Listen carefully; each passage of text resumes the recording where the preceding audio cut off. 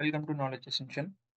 Today I'll show you how to add content to a draft on YouTube Shorts easily. First, I'll display the steps on the screen, so make sure you follow each one of them. First, open the YouTube app and tap the plus button at the bottom to create a new short. Record or upload your video content as you usually would, and then click Next. If you need to save your progress, tap the back button instead of posting, and you'll be seeing an option to save as draft.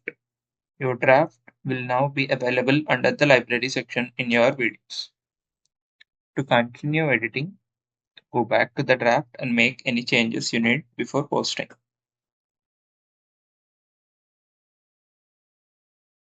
So once you can click on the draft, you'll have all the options as you previously do while you're uploading. Don't forget to hit publish once you are ready. Subscribe for more YouTube tips.